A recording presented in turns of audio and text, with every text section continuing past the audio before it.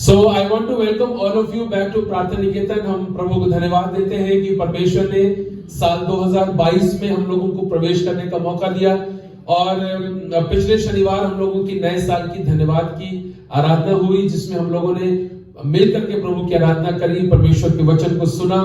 और मैं आपका धन्यवाद देता हूं आपके मैसेजेस के लिए और आपके फोन कॉल्स के लिए, जिसके द्वारा मुझे ये मालूम पड़ा कि परमेश्वर के वचन के द्वारा आपको बहुत आशीष मिली है। And I want to give all the glory and honour to God.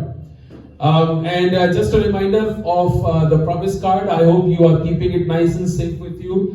Don't keep it only nice and safe. Read it every day. और जैसा मैंने कहा कि यदि आप विश्वास करेंगे तो ये परमेश्वर का वचन है और उसका वायदा है, और यदि विश्वास नहीं करेंगे तो कागज का टुकड़ा है जो कहीं भी और कभी भी खो सकता है।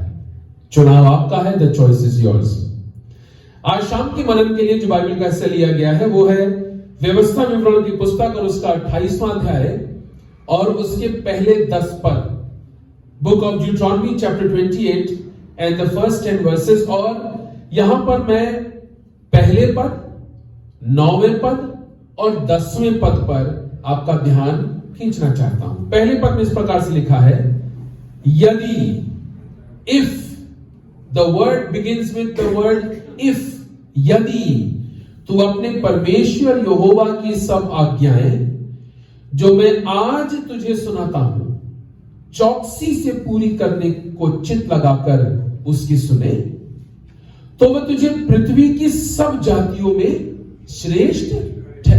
God is promising you something fantabulous.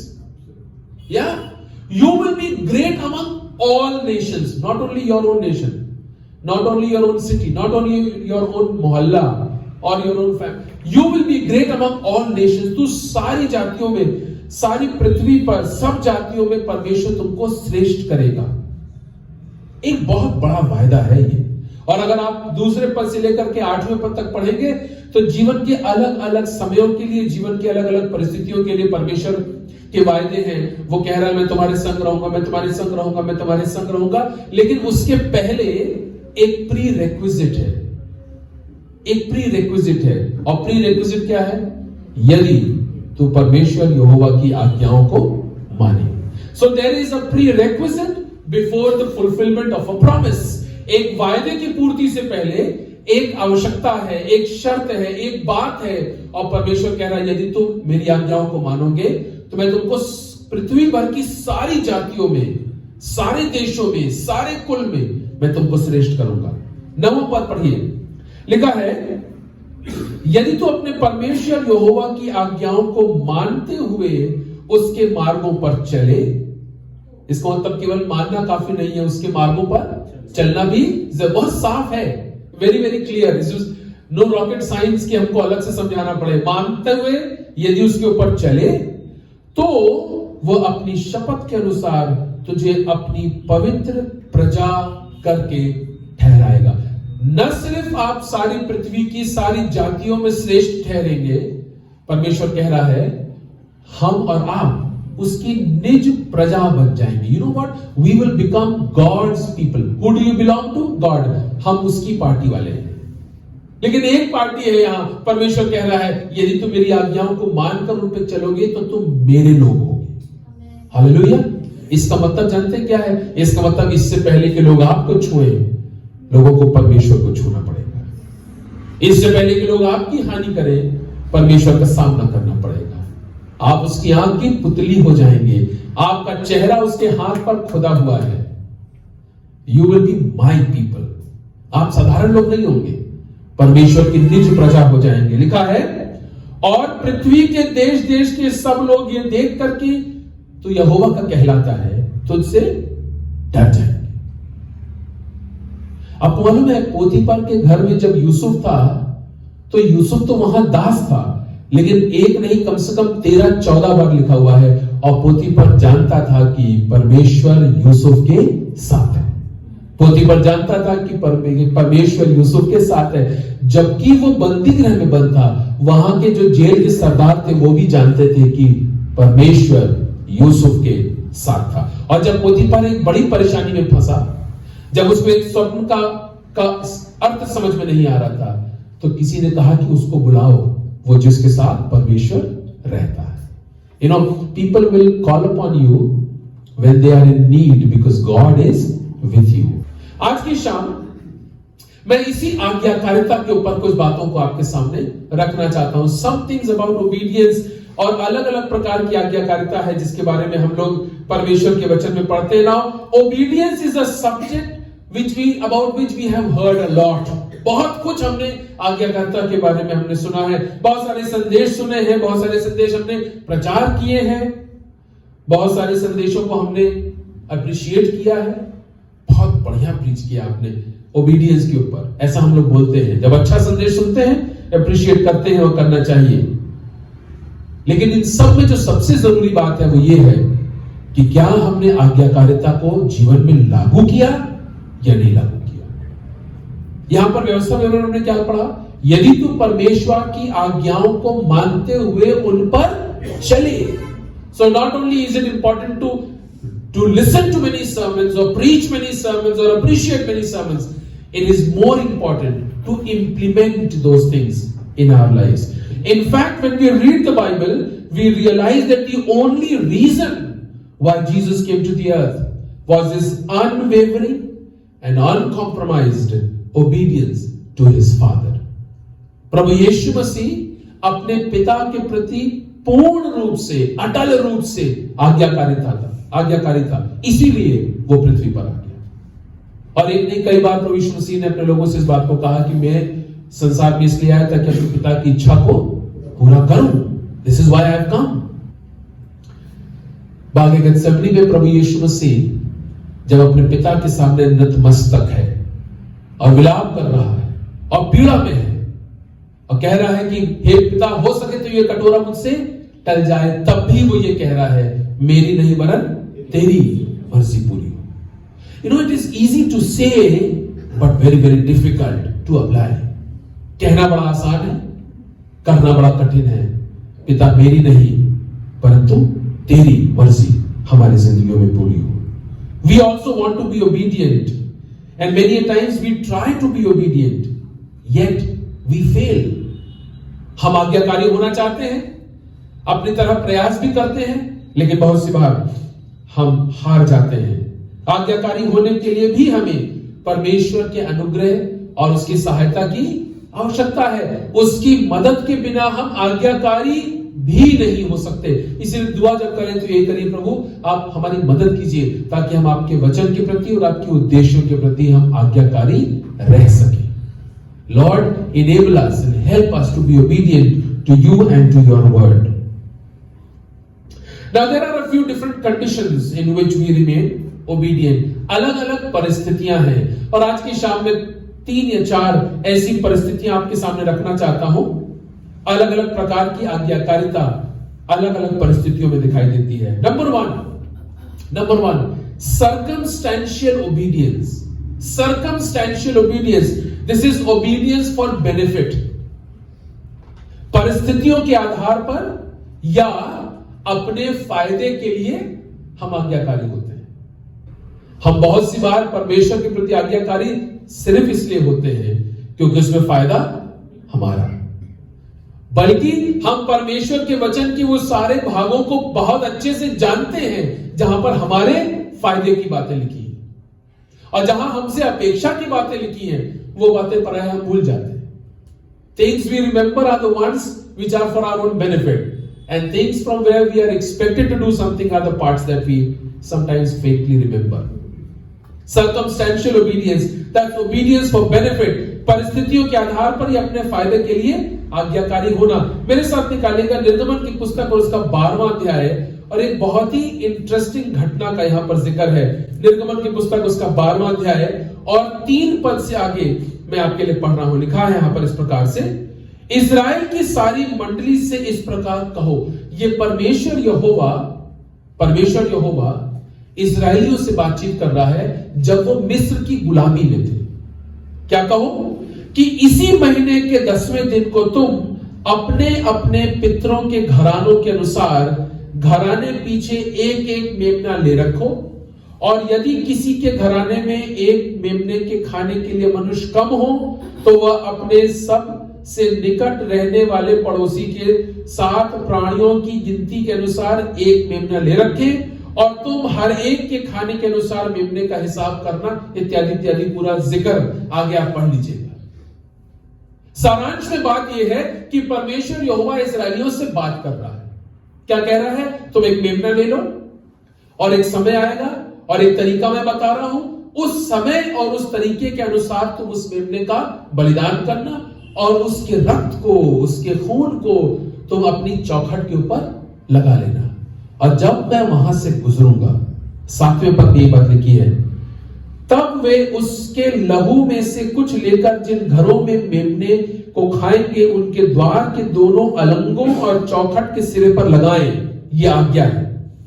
और वे उसके मांस को उसी रात आग में भूनकर अख़मीरी रोटी और कड़वे साग पात के साथ भी खाएं। 13वां पद लिखा है, और जिन घरों में तुम रहोगे उन पर वह लहू तुम्हारे निमित्त चिन्ह ठहरेगा, अर्थात मैं उस लहू को देखकर तुमको छोड़ जाऊंगा, और जब मैं मिस्र देश के लोगों को मारूंगा, तब वो विपत्ति तुम पर न पड़ेगी और तुम नाश न होगे। वो साफ है। एक मेमना लेना, परिवारजनों के गिनती के अनुसार उसका बलिदान करना, अख़मीरी रोटी और कड़वे साग पात के साथ तुम इस विधि से उसको खाना, उसका लहू तुम अपनी चौखट पर, अलंगों पर लगा लेना, और जब मैं वहां से गुजरूंगा और तुम्हारी चौखट पर उस लहू को लगा हुआ देखूंगा, तो मैं तुमको छोड़ दूंगा, मैं तुमको छोड़ दूंगा। I will spare you, I will leave you, और मैं तुम्हारे घर के आगे बढ़ जाऊंगा ताकि तुम्हारे ऊपर कोई विपत्ति ना आए, और जब मैं मिस्रियों पर विपत्ति लाऊंगा तो वो विपत्तियां तुम्हारे ऊपर नहीं पड़ेगी, मैं उनको मारूंगा, ऐसा लिखा हुआ। और यहीं से पासओवर फीस्ट की शुरुआत होती है। God said, when I will see the blood of the sacrifice lamb on the posts of your house, I will pass over and move forward, and I will leave you, I will spare you, and I will not put the plagues upon your family, the plagues that I am going to put upon Egypt. I will pass over. And this is from where the Passover feast comes into its whole understanding and existence. और जानते हैं क्या हुआ? इस्राएलियों ने जैसा परमेश्वर की ओर से आज्ञा मिली थी, बिल्कुल वैसा ही किया। जानते हैं क्यों? क्योंकि परमेश्वर ने कहा था, अगर तुम ऐसा करोगे तो मैं तुमको छोड़ दूंगा। आप कहेंगे कि नहीं, ऐसी बात तो नहीं है। मैं आपको बता रहा हूं, ऐसी ही बात है। यह है निर्गमन का 12वां अध्याय। अब आप जब 14वें अध्याय में पहुंचेंगे और 16वें अध्याय को पढ़ेंगे और गिनती की पुस्तक 21वें अध्याय को पढ़ेंगे और तमाम और ऐसे हिस्सों को पढ़ेंगे, तो आपको मालूम पड़ेगा यही लोग जो परमेश्वर के प्रति यहां बहुत आज्ञाकारी दिख रहे हैं, ये परमेश्वर का विरोध करने वाले लोग बन गए। क्या कह रहे हैं? तू यहां पर हमें ले आया है, इससे अच्छा तो हम मिस्र में थे। आगे लाल समुद्र है, पीछे फिरौन की सेना है। हे मूसा, क्या तू हमें यहां जंगल में मारने लाया है? परमेश्वर का विरोध कर रहे हैं, मूसा का विरोध कर रहे हैं, परमेश्वर के विरोध में बुरी बुरी भली बातें बोल रहे हैं। All kinds of things these people are saying. गिनती की पुस्तक 21वां अध्याय और उसके 5वें पद को मैं आपके लिए पढ़ना चाहता हूं। एक बहुत ही इंटरेस्टिंग बात है कि यहां पर लिखी है, गिनती 21 और उसका 5, ये लिखा हुआ है। 4 पद से पढ़ रहा हूं। फिर उन्होंने होर पहाड़ से कूच करके, इस्राएलियों ने होर पहाड़ से कूच करके लाल समुद्र का मार्ग लिया कि एदोम देश के बाहर बाहर घूम कर जाएं, और लोगों का मन मार्ग के कारण व्याकुल हो गया था। They were tired of the journey, they were tired of the journey, मार्ग के कारण व्याकुल। सो वे परमेश्वर के विरोध में बात करने लगे। अरे मार्ग के कारण तुम व्याकुल हुए तो परमेश्वर का विरोध करने लगे, परमेश्वर के दास का विरोध करने लगे, बुरी बुरी बातें बोलने लगे। ये वही लोग हैं, circumstantial obedience, obedience for benefit. जब तक ये समझ में आ रहा था कि आज्ञाकारी होने में फायदा हमारा है, उन्होंने जैसा जैसा कहा था बिल्कुल वैसा ही वैसा किया। और जब काम पूरा हो गया, जब समय गुजर गया, जब बीमारी खत्म हो गई, जब नौकरी मिल गई, जब संकट दूर हो गया, है? जब झगड़े खत्म हो गए, जो ढूंढ रहे थे जब वो मिल गया, जिससे बचना चाह रहे थे जब बच गए, तो परमेश्वर आप अपने रास्ते और हम अपने रास्ते। यह है हमारी सच्चाई। We seek God and we obey God circumstantially for our benefit. बहुत सी बार जब तक हमारा फायदा होगा तब तक हम आज्ञाकारी होंगे, इसके अलावा हम नहीं होंगे। That's circumstantial obedience. I hope and I pray that we don't fall into this category. Let's go forward. The second kind of obedience is unquestioned obedience. That's obedience by faith. Unquestioned obedience, which is obedience by faith. बेशर्त आज्ञाकारी होना, जो कि आपके विश्वास के ऊपर आधारित है। उत्पत्ति की पुस्तक और उसका 6वां अध्याय, उत्पत्ति की पुस्तक और उसका 6वां अध्याय, और यहां पर एक और घटना का जिक्र है जिसके बारे में हम लोग बहुत बेहतर तरीके से हम जानते हैं। उत्पत्ति की पुस्तक उसका 6वां अध्याय, अनक्वेश्चन ओबीडियंस। नाउ अगर आप पढ़ेंगे तो आपको मालूम पड़ेगा कि परमेश्वर यहोवा बहुत परेशान है, और वो क्या कह रहा है? वो ये कह रहा है कि पृथ्वी के ऊपर बहुत बुराई और दुष्टता अब बहुत अधिक बढ़ चुकी है, और मैं पृथ्वी के लोगों को पृथ्वी समेत समाप्त कर दूंगा। I will destroy this the earth and I will destroy everybody on the face of the earth. क्यों? क्योंकि इस संसार के ऊपर की दुष्टता बहुत अधिक अब बढ़ चुकी है। और तब परमेश्वर नूह से मुखातिब होता है, नूह से बातचीत करता है। And Noah was instructed by God to build an ark. परमेश्वर ने नूह को आज्ञा दी कि वो एक जहाज बनाए। और केवल परमेश्वर ने इतनी ही आज्ञा नहीं दी। अगर आप 14वें पद से आगे पढ़ेंगे तो आपको मालूम पड़ेगा कि इस जहाज को बनाने के बहुत स्पेसिफिक इंस्ट्रक्शंस भी परमेश्वर ने नूह को दिए थे। देखिए 14 पद से में आगे पढ़ा लिखा है, इसीलिए तू गोपेर वृक्ष की लकड़ी का एक जहाज बना दे। ऐसे ही नहीं कि कोई लकड़ी मिल जाए उसी को तुम ले लो। Don't try to do things by your own self. मेरा अनुभव यह है, इस बात को बहुत ध्यान से सुनिएगा, when you do God's work in the way God wants you to do it, you will never fail. Hallelujah. When you do God's work in the way God wants you to do it, you will never fail. जब आप परमेश्वर का काम परमेश्वर के तरीके से करेंगे, आप कभी निराश नहीं होंगे, आप कभी हारेंगे नहीं। हमारी समस्या ये है, हम परमेश्वर का काम अपनी मर्जी से करना चाहते हैं, अपनी सुविधा से करना चाहते हैं, अपने फायदे के लिए करना चाहते हैं। No, don't do it. देखिए यहां पर क्या लिखा है, इसीलिए तू गोपेर वृक्ष की लकड़ी का एक जहाज बना ले, उसमें कोठरियां बनाना और भीतर बाहर उस पर राल लगाना, और इस ढंग से उसको बनाना, जहाज की लंबाई 300 हाथ, चौड़ाई 50 हाथ और ऊंचाई 30 हाथ की हो।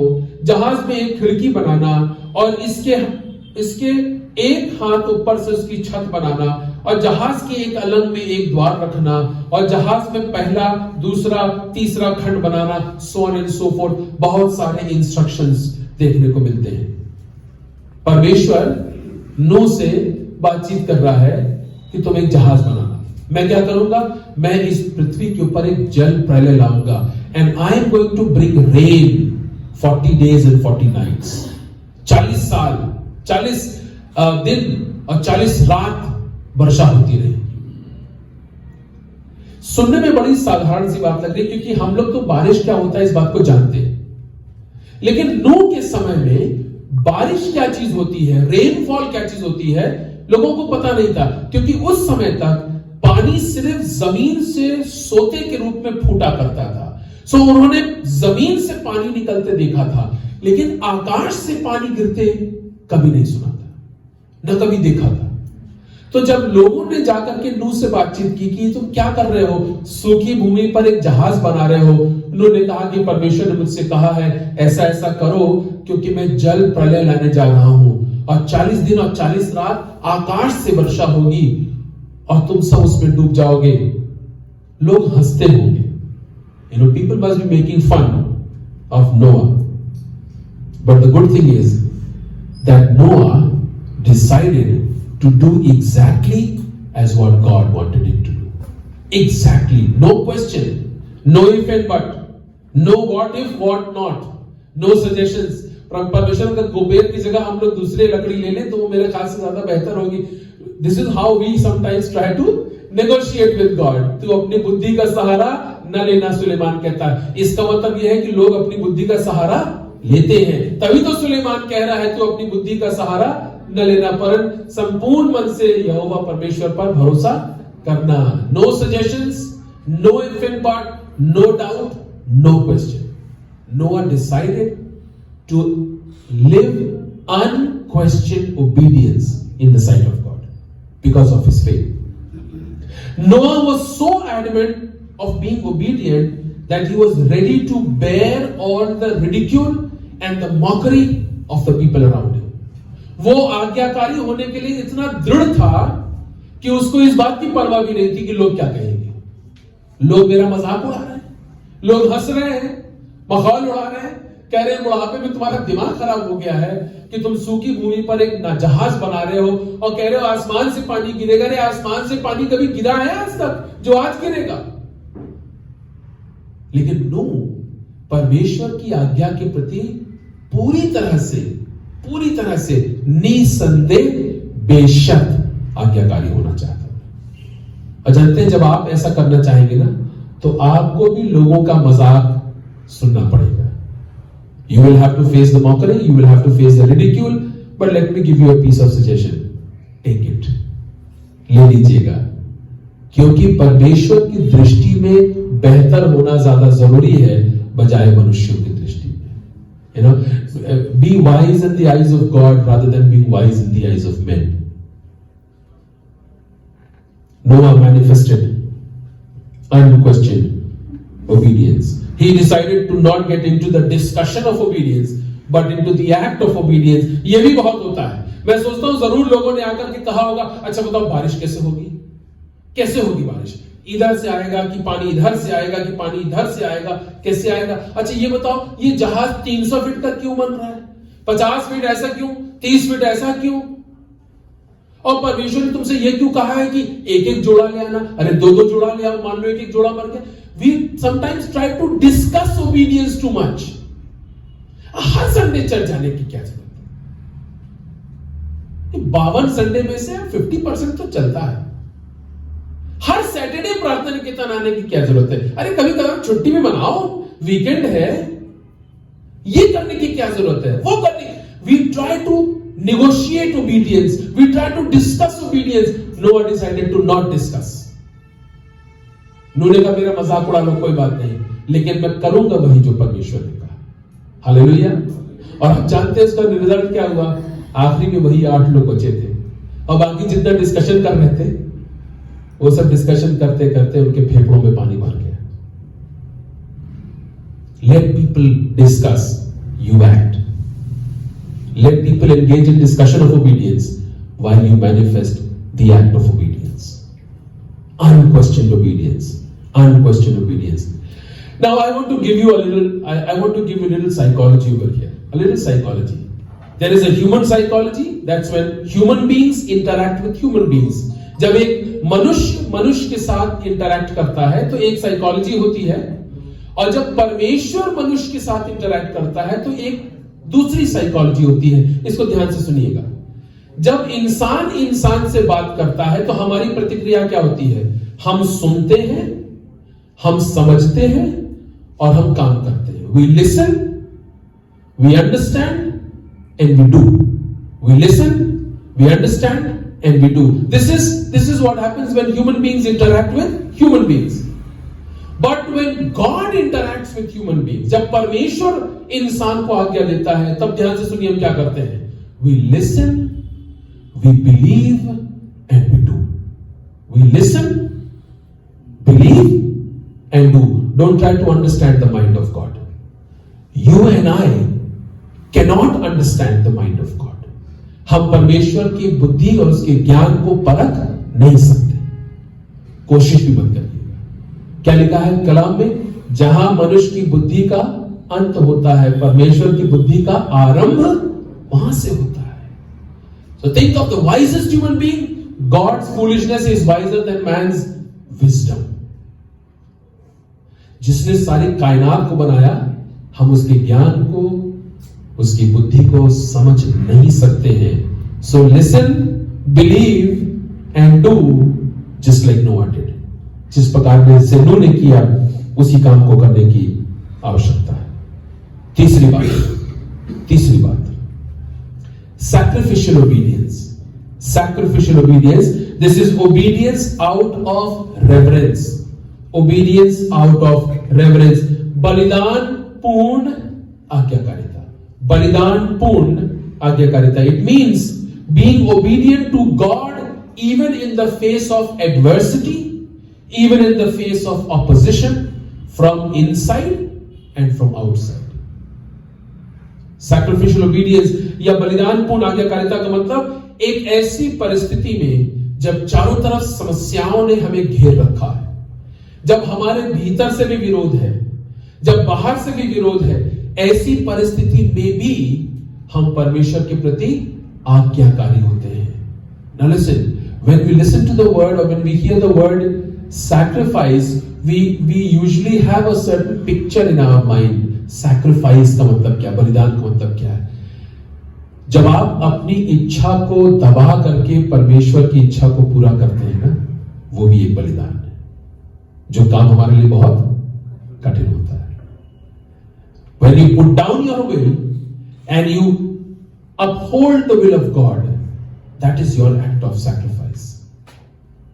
Sacrificial obedience. When there is opposition from inside, you tell your inside to be quiet and you do the will of God.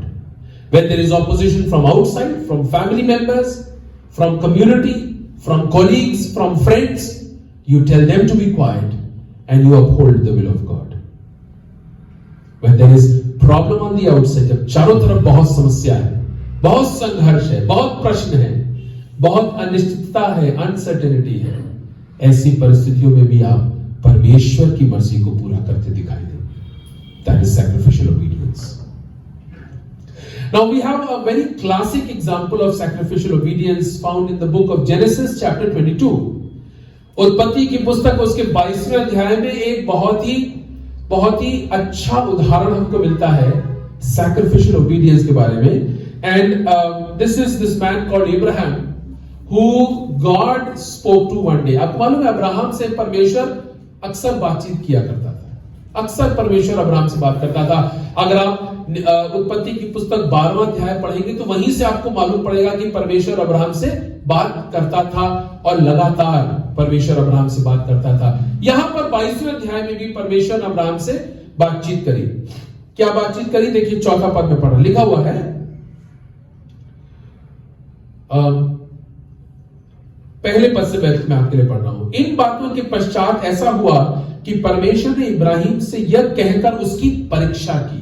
So God is saying something to Abraham in order to test him, उसकी परीक्षा करने की कि हे इब्राहिम, उसने कहा देख मैं यहां हूं. दूसरा पद, उसने कहा अपने पुत्र को अर्थात अपने एकलौते पुत्र इसहाक को जिससे तू प्रेम रखता है संग लेकर मोरिया देश में चला जा और वहां उसको एक पहाड़ के ऊपर जो मैं तुम्हें बताऊंगा होम बलि करके चाह. Really God? Isaac? ये मेरे बुढ़ापे का बेटा, ये जिसका वायदा आपने मुझसे किया था, और ये आप ही का दिया हुआ है, और आप कह रहे हैं कि इसको ले जाओ मोरिया देश में एक पर्वत के ऊपर इसको होम बलि कर दो. If I was Abraham, I would have asked all these questions. लेकिन कहां पर भी आप, यहां पर कहीं पर भी आप ये वार्तालाप अब्राहम और परमेश्वर के बीच में नहीं देखते. बहुत ही कठिन बात होगी. When God asked Abraham to take his only son, who he loved, his promised son, you can imagine it would have probably been the toughest day and the toughest point in the life of Abraham. Toughest. probably the toughest decision of his life. क्योंकि अगर आप तीसरा पद पढ़ें तो वहां लिखा हुआ बिहान भोर में अब्राहम उठा, 2 सेवकों को लिया, बलिदान के लिए लकड़ी को चीरा, अपने बेटे को लिया और चल दिया।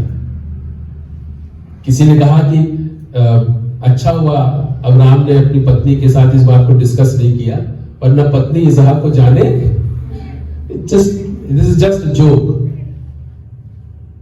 लेकिन फैक्ट यही है कि अब्राहम के लिए एक बहुत ही कठिन निर्णय था। आप कल्पना नहीं कर सकते उस रात अब्राहम के दिल में क्या कुछ गुजर रहा होगा कि सुबह मैं अपने बेटे को लेकर के चला जाऊंगा। एक और बड़ी इंटरेस्टिंग बात है, अगर आप चौथा पद पढ़ेंगे तो लिखा है तीसरे दिन अब्राहम ने आंख उठाकर उस स्थान को दूर से देखा।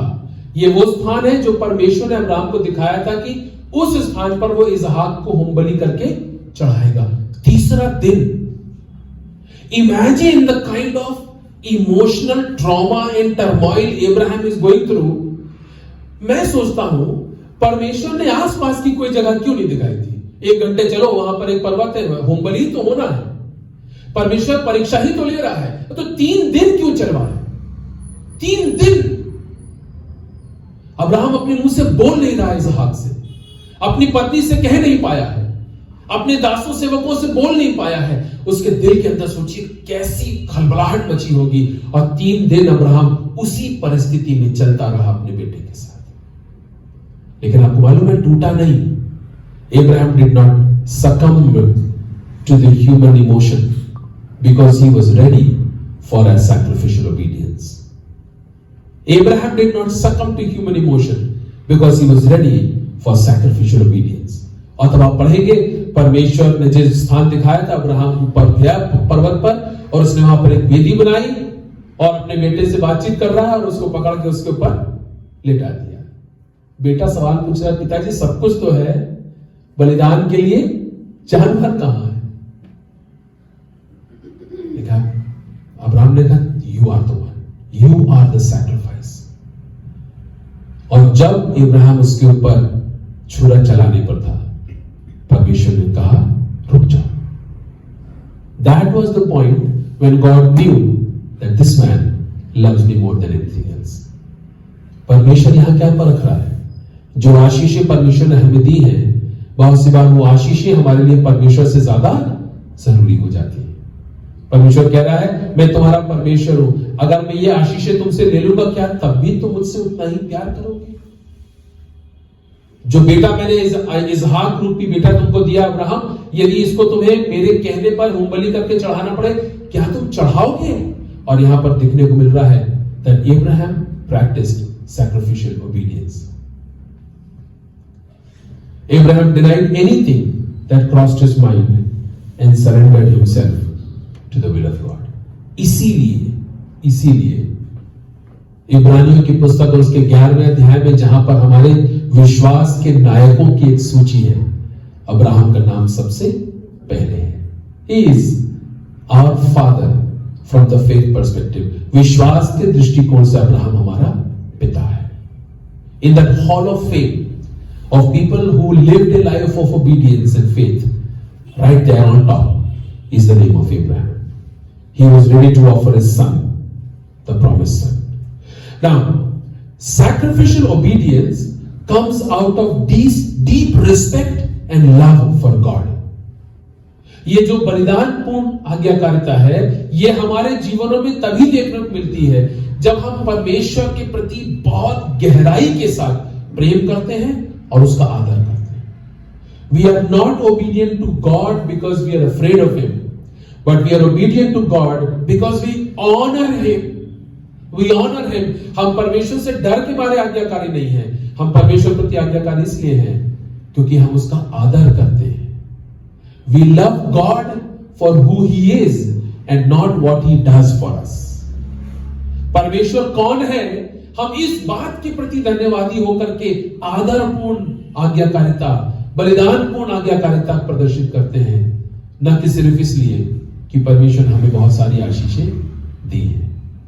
बहुत सी बार हमारी प्रार्थनाओं में हम परमेश्वर को यीशु मसीह के लिए धन्यवाद नहीं देते, हम परमेश्वर को सिर्फ आशीषों के लिए धन्यवाद देते हैं। It is good to be thankful for what God has done for us, but it is more important to be thankful to God for who He is and what He has done through Jesus Christ in our lives.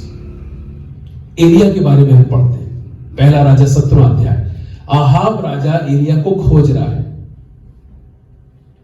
और परमेश्वर ने एलिया से क्या कहा? करीत नामक नाले के पास जाकर छिप जा। करीत नाला और आहाब का महल जो है, राज्य जो है, बहुत दूर नहीं था, पास में ही था। लेकिन कलाम में लिखा है जैसा परमेश्वर ने आज्ञा दी वैसा ही एलिया ने किया और वो जाकर करीत नाले के पास छिप गया। जानते हैं क्यों? Because Elijah had this deep faith, this deep respect for God, and he just did exactly as God wanted him to do. Something that we can learn. कुछ ऐसी चीज जो आज की संध्या हम सीख सकते हैं। My dear people, I just want to close here. We usually want to be obedient when it is convenient for us. जब हमारे लिए सुविधाजनक होता है तब हम आज्ञाकारी होना चाहते हैं। We don't want to lose anything for obedience.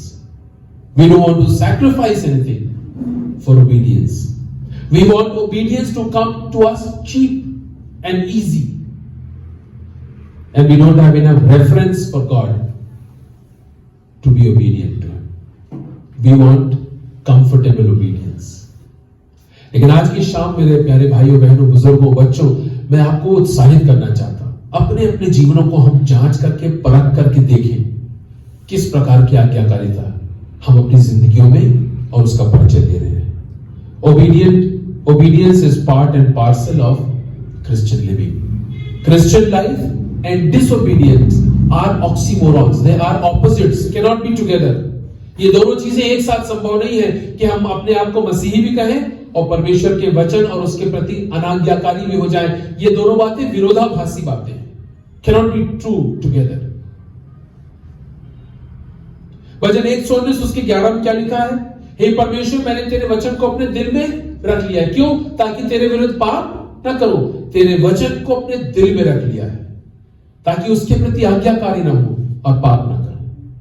यहोशू 1:8 में क्या लिखा है?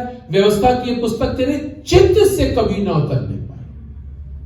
दिन रात इसी में ध्यान दिए रहना, इसमें लिखी हुई बातों को करने की तू चौकसी करना। चौकसी को मतलब बी अलर्ट, बी विजिलेंट, कहीं चूक ना हो जाए, कहीं गलती ना हो जाए। चौकस रहना, सचेत रहना।